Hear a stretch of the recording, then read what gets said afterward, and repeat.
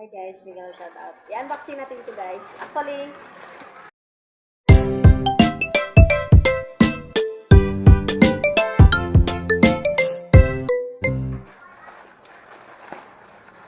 wala akong gunting dito eh. I-unbox natin. Ay, ito yun. Oh my god, talagang pinadala. Ito siya siguro yung sa ano. Sa egg. Ba't meron to? Alam guys, hindi ko talaga gusto si Timo. Kasi kahit hindi mo siya in-order, parang nasa cart lang siya. Automatic, bigla lang siyang nag-ano, yung pagkaya, deliver nila kaagad. Ito yun. Ang dami, ano yun ko to? Na-flick siguro to. Yun, ang dami niya. O, ilan? 4. 1, 2, 4, 5. Dami ko nito. Ano? 5. May ibang shape. Tapos, ito yung mura lang to guys. Ayan. Ito rin guys, balik. Maingay kasi buksan. And then, hindi ko talaga inaakala guys na ito nasama. Ano ko naman to? Marami akong ganito dito sa tindahan. Meron ako dito sa bahay. 5. Iba-ibang shape naman siya. Ayan. Ito kaya si Timo, no?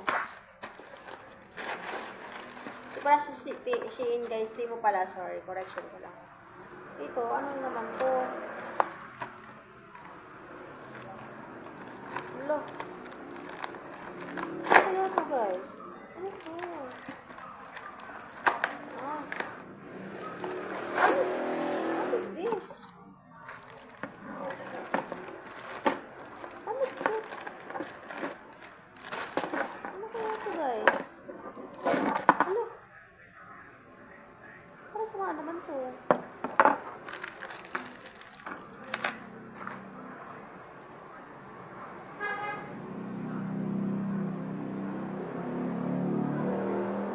Hindi guys. Hindi ko alam kung ano to.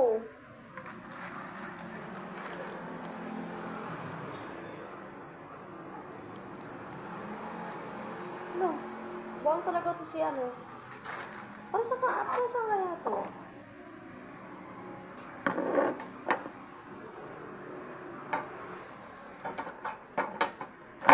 Nakala mo to? Para saan? Para saan to? No.